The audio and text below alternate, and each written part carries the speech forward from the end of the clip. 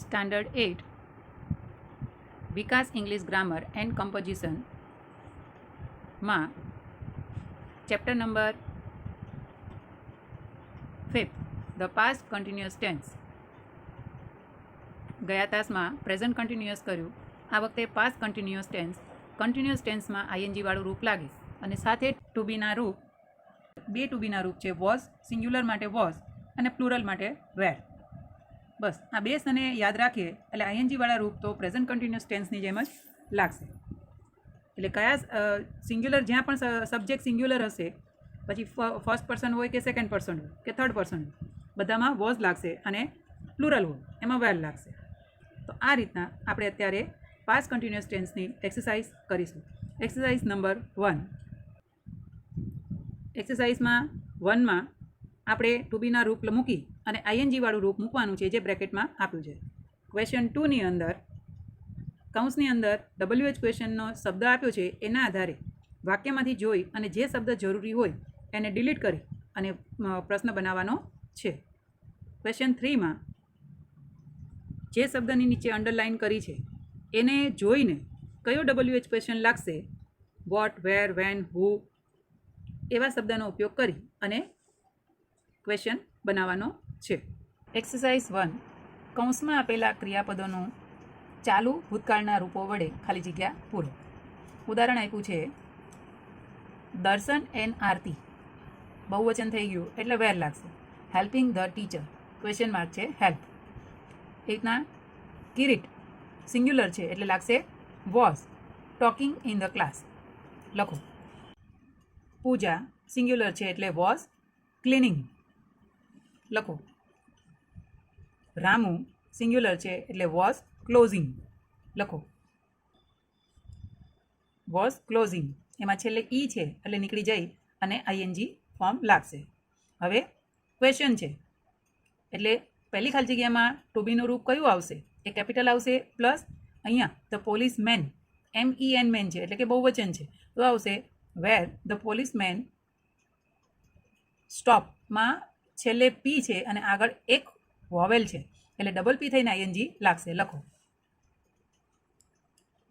પછી આઈ છે તો સિંગ્યુલર છે એટલે was, W capital, was I રાઇટમાં ઈ નીકળીને આઈએનજી ફોર્મ લાગશે લખો. ધ ફાર્મર્સ, એસ લાગ્યું છે એટલે બહુવચન, વેર ગોનું ગોઈંગ લખો. ધ ચિલ્ડ્રન બહુવચન છે, વેર કમિંગ ઈ નીકળી જશે ને આઈએનજી લાગશે લખો. ધ ચાઇલ્ડ સિંગ્યુલર છે એટલે શું આવશે વોઝ અને ક્રાય, વાયનું આઈ થઈ આઈએનજી લાગશે લખો.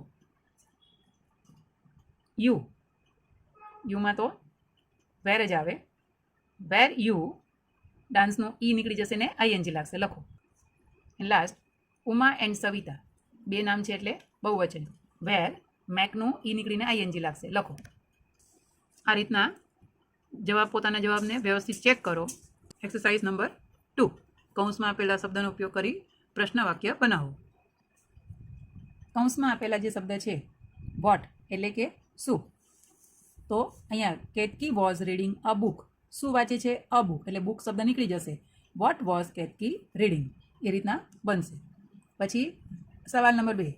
રામુ ભૈયા વોઝ વોટરિંગ ધ પ્લાન્ટ્સ, એમાં હુ છે, હુ વાળામાં આપણને ખબર છે ફક્ત આપણે સબ્જેક્ટ કાઢવાનું કોઈ પણ ટેન્સની અંદર એટલે આપણે હુ અહીંયા લગાડી who was watering the plants લખો. Number 2. Kanji was planting carrot seeds, what તો શું, તો કયો શબ્દ નીકળશે? Carrot seed. તો આપણો સવાલ શું બનશે? વોટ પછી ટુ બીનું રૂપ was, Kanji planting question mark લખો. યતિન વોઝ ગોઈંગ હોમ, વેર, વેર એટલે ક્યાં, જગ્યા બતાવવા માટે, તો ક્યાં છે? તો હોમ. તો વેર વોઝ યતિન ગોઈંગ લખો. Leena and Meena were buying flowers, who કોણમાં આ બંને નીકળી જશે નામ, હુ વેર બાઇંગ ફ્લાવર્સ લખો. Jalpa was reading a Gujarati newspaper, which કયું એટલે કયું છે તો ગુણ બતાવે છે તો ગુજરાતી ન્યૂઝપેપર છે પણ કયું તો ગુજરાતી એટલે આપણો શબ્દ કેટલો નીકળશે? ખાલી ગુજરાતી. અને સવાલ શું બનશે? વિચ ન્યૂઝપેપર, કારણ કે જે શબ્દ કાઢીએ છીએ, ગુણ કાઢીએ છીએ, એની પછીનો શબ્દ એટલે કે which newspaper was Jalpa reading લખો. Boys were playing in the evening. When સમય પૂછે છે તો ઇન ધ ઇવનિંગ શબ્દ નીકળી જશે. તો when were the boys playing લખો. When were the boys playing. Kala was knitting one sweater. How many, તો સંખ્યા માટેના છે તો આપણે કયો શબ્દ નીકળશે? વન. તો how many sweater was Kala knitting લખો. How much Manubhai was selling 2 liters of milk. How much, milk છે કાઉન્ટેબલ નથી એટલે મચ લાગશે. તો how much milk Manubhai was selling લખો. Ali and Mathews were bathing. Who, તો બંને નામ નીકળી જશે. હુ વેર બાથિંગ લખો. Shyam was studying at night. સમય પૂછ્યો છે વેન એટલે તો એટ નાઇટ નીકળી જશે અને શું આવશે? વેન વોઝ શ્યામ સ્ટડિંગ લખો. ક્વેશ્ચન 3. રેખાંકિત શબ્દને ઉત્તર મળે એ રીતના પ્રશ્ન વાક્ય બનાવીને લખો. શબ્દ જોઈને આપણે નક્કી કરશું કે શેના માટે વપરાશે. Example, Tarak was walking in the garden. જગ્યા બતાવી છે અને એના નીચે અંડરલાઇન છે એટલે શેનો શબ્દ બનશે? Where. Where was Tarak walking. હવે first, the girls were drawing a rangoli. First of all તો ગર્લ્સ છે એટલે હુ વાળું વાક્ય બનશે.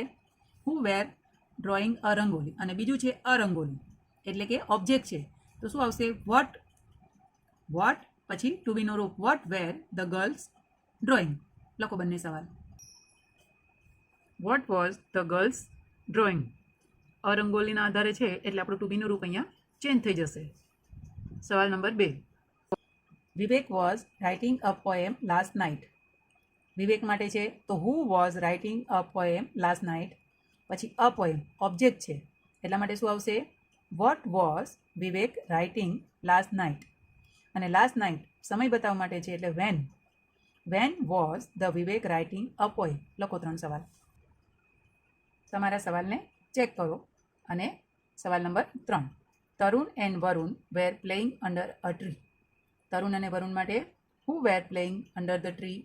અને અંડર ધ ટ્રી એ જગ્યા બતાવવા માટેનું છે એટલે where was Tarun and Varun playing લખો. તમારા જવાબને એટલે કે તમારા લખેલા સવાલને ચેક કરો. સવાલ number 4. The farmer was working in the field. The farmer માટે શું આવશે? Who was working in the field. અને ઇન ધ ફિલ્ડ જગ્યા માટે છે એટલે where was the farmer working લખો. તમારા સવાલને ચેક કરો. The cat was drinking milk. Who was drinking milk અને ઓબ્જેક્ટ છે what was the cat drinking લખો. Anil was buying books yesterday. Who was buying books yesterday. પછી બુક્સ માટે what was Anil buying yesterday. અને યસ્ટરડે સમય માટે છે એટલે when was Anil buying books લખો. તમારા સવાલને ચેક કરો. Number 7. Darshan was learning English last week. Who was learning English last week. English છે એટલે વોટ, ઓબ્જેક્ટ છે એટલે what was Darshan learning last week. અને સમય બતાવેલું છે એટલે when was Darshan learn English લખો. તમારા સવાલને ચેક કરો. Mister Das was going home at 7 PM. Who was going home at 7 PM. પછી હોમ છે જગ્યા બતાવેલું છે એટલે શું આવશે? Where was mister Das going at 7 PM. અને 7 PM સમય બતાવેલું છે એટલે when was mister Das going home લખો. તમારા સવાલ ચેક કરો. Number 9. Harsh and Mandar were playing in the classroom. Who were playing in the classroom. અને ઇન ધ ક્લાસરૂમ જગ્યા માટે છે એટલે વેર હર્ષ એન્ડ મંદાર પ્લેઇંગ લખો. Manubhai was working in the factory. Who was working in the factory. અને ઇન ધ ફેક્ટરી જગ્યા માટે છે એટલે વેર વોઝ મનુભાઈ વર્કિંગ લખો. Sagar was playing tennis in the morning. Who was playing tennis in the morning. Tennis object છે એટલે વોટવાળો સવાલ બનશે. What was Sagar playing in the morning, અને ઇન ધ મોર્નિંગ સમય છે એટલા માટે when was Sagar playing tennis લખો. તમારા જવાબને ચેક કરો. છેલ્લું 12 number, the gardener was arranging the flower in the vase yesterday. આમાં 1, 2, 3 ને 4 સવાલ છે. પહેલું તો who was arranging the flower in the vase yesterday. પછી ધ ફ્લાવર્સ ઓબ્જેક્ટ છે એટલે શું બનશે? What. What was the gardener arranging in the vase yesterday. In the vase એટલે જગ્યા બતાવતું છે, ક્યાં?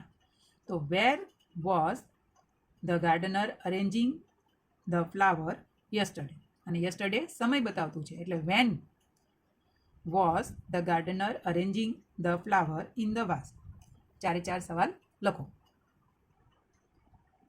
ત્યારે કરું.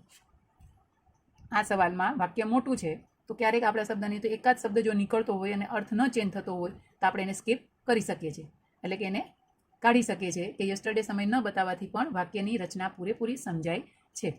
એટલે એના આધારે આપણે આમાં યસ્ટરડે શબ્દ લખ્યો નથી. અરે ત્રીજું, યસ્ટરડે સમય બતાવવાનું છે ત્યારે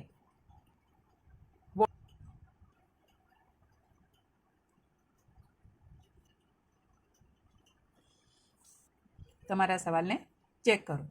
અને આ એક્સરસાઇઝ તમારા અંગ્રેજી ગ્રામરની નોટબુકમાં ફરીથી લખો ત્યારે વિકાસ ગ્રામરની ચોપડી બંધ રાખજો અને જાતે કસોટીના રૂપે લખજો. અસ્તુ. લખો.